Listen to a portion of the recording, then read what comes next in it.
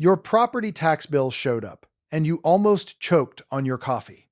You've been in that house for 8 years. You haven't added a room, you haven't touched the kitchen, and yet somehow the county thinks your home is worth more than it was 2 years ago.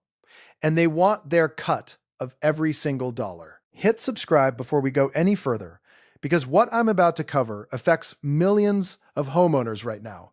And most people don't understand why it's happening or what they can actually do about it. I'm Jerry Davis, and I've spent years working in construction, renovation, and real estate across different markets in this country.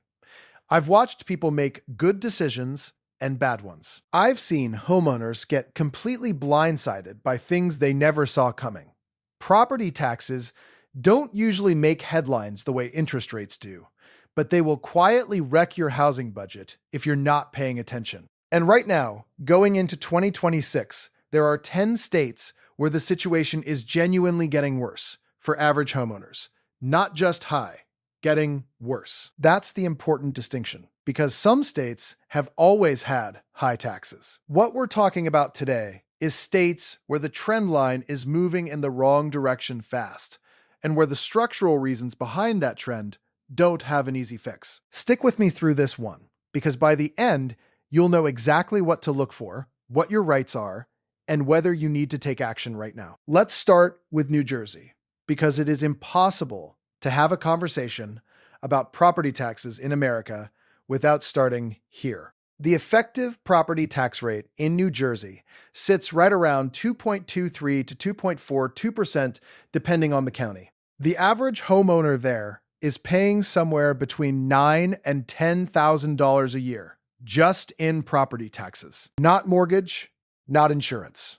The tax bill alone. And for a lot of people in the middle of that state, the house they bought 20 years ago at $200,000 has been reassessed way higher than they ever expected.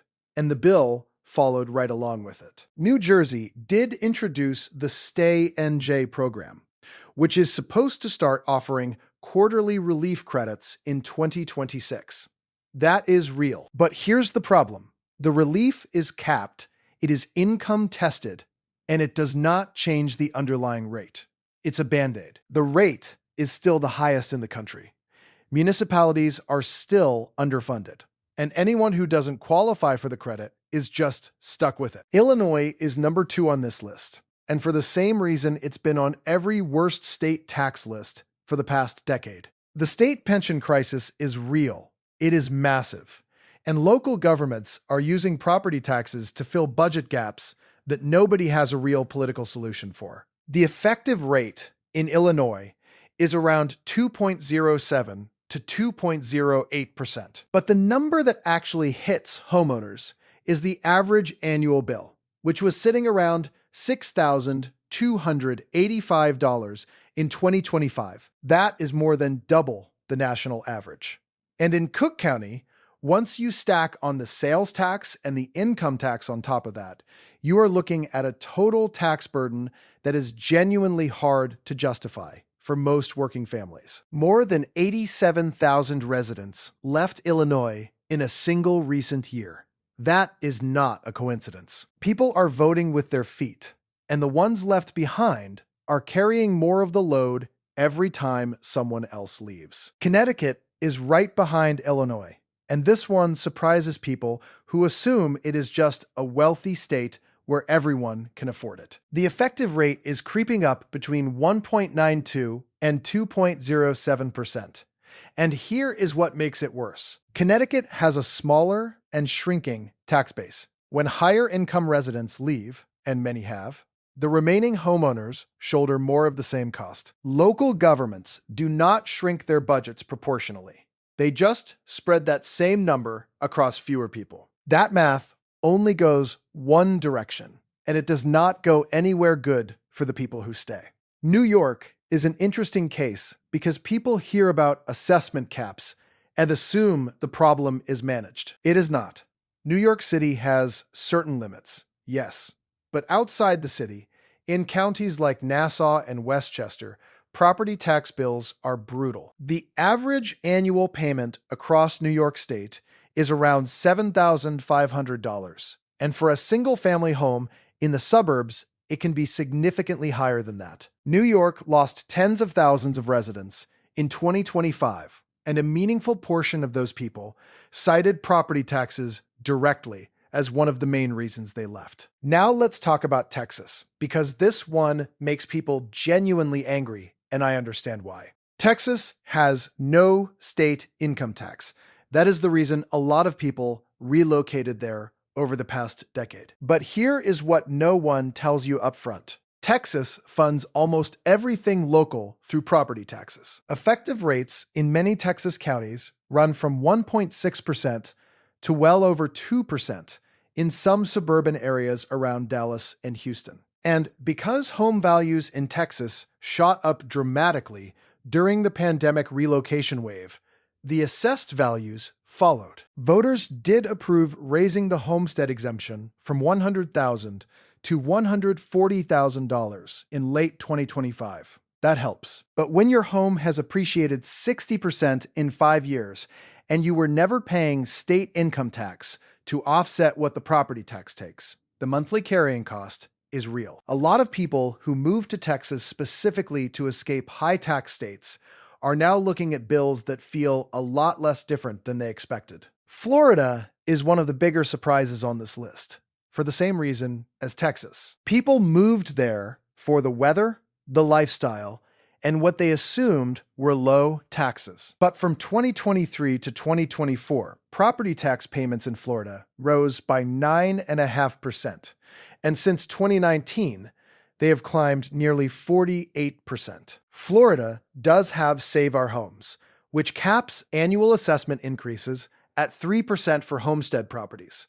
But that cap only applies once you have been in the home for a few years. If you bought in 2022 or 2023, your assessed value is your purchase price, which in a lot of Florida markets was a very high number. And the insurance crisis layered on top of it has made the true monthly cost of owning in Florida significantly harder than most buyers anticipated when they relocated. Colorado is probably the state that has seen the fastest raw growth in property tax burden over the last 5 years. From 2019 to 2024, property tax payments in Colorado rose by almost 53%. 53%. The state did pass measures to slow the rate of assessment increases, but the housing market ran so far ahead of anything legislators were prepared for that the changes were not enough to offset the sticker shock. In communities like Denver, Boulder, and across the mountain resort areas, homeowners who bought before 2020 have watched their assessed values nearly double. The bill came with it. Georgia is another one that catches people off guard, particularly people who relocated from more expensive markets and thought they were moving somewhere affordable. From 2023 to 2024 alone, property tax payments in Georgia rose 10.3%. And since 2019, that total increase sits at about 51.5%. Metro Atlanta drove a lot of this. Home values ran up fast as buyers came in from higher cost markets. Assessors updated their rolls, and the tax bills landed in mailboxes like a quiet surprise nobody had budgeted for. Georgia's effective rate is not as high as Illinois or New Jersey on paper, but the rate of change matters just as much as the rate itself. When your bill goes up 10% in a single year, that is not a minor adjustment. That is real money. New Hampshire gets overlooked in this conversation, but it really shouldn't be. New Hampshire has no state income tax and no general sales tax, which sounds great until you understand how they fund everything. They fund it through property taxes. The effective rate sits around 2.05%, making it one of the highest in the country. And because the state has seen significant in-migration from Massachusetts and other high-cost markets, home values have risen sharply and assessments have followed. You moved there to escape something, and part of what you escaped followed you anyway, just came in a different form on a different bill. Vermont rounds out this list, and it does not always get the attention it deserves in this conversation. Vermont has some of the highest property taxes in New England. And the state funds its education system heavily through a property tax formula that sometimes produces results that genuinely shock homeowners who did not do their research beforehand. The effective rate sits between 1.73 and 1.9%, depending on the municipality, and for a state where median home values have climbed significantly, that means real money out of homeowners' pockets every single year. Vermont also has a relatively small, aging population with limited economic growth to soften any of this going forward. Here is the broader point that ties all 10 of these states together. And this is the part I want you to actually take with you. The issue is not just the rate on paper. The issue is the trend, the structure, and what is driving it. States with unfunded pension obligations, shrinking tax bases, home values that ran up fast without comparable income growth, and local governments that built budgets assuming the good times would continue indefinitely. Those are the states where property taxes are going to keep getting worse, even when some relief programs get introduced. Relief programs help at the margins. They do not fix the structural math underneath it. If you are in one of these states and you have not looked at your assessment notice carefully in the last 2 years, that is the first thing you should do. You generally have the right to appeal your assessment, and a lot of homeowners genuinely do not know that. Not every appeal wins, but some of them do, and the cost of filing is usually low or nothing. If you can document that comparable homes in your area sold for less than your assessed value, you have a case worth making. Talk to a local real estate attorney or a property tax consultant before you just accept the bill as final. That right exists in most states. It is underused, and it is one of the few things you can actually control in this situation. Don't get me wrong, I know some of you are going to say you love your state, and you are not going anywhere regardless of what the bill looks like. That's fair. But at minimum, you should know what you're actually paying, why it's going up, and whether the number your assessor has on file is even accurate for your property. A lot of the time, it isn't. Comparable sales in your neighborhood, condition of the home, any unique factors that would lower its market value, those are all things an assessor can miss. And every dollar they assess you over fair value is money you are paying that you legally don't have to. Tell me in the comments which state you're in and what your property tax bill looked like this year. I guarantee at least a few of these states are going to hit close to home for a lot of people watching this. And I want to hear what you're experiencing on the ground, because the numbers tell part of the story, and real homeowners tell the rest of it. A good homeownership plan isn't just about the purchase price or the interest rate. It is about the total cost of carrying that property over time.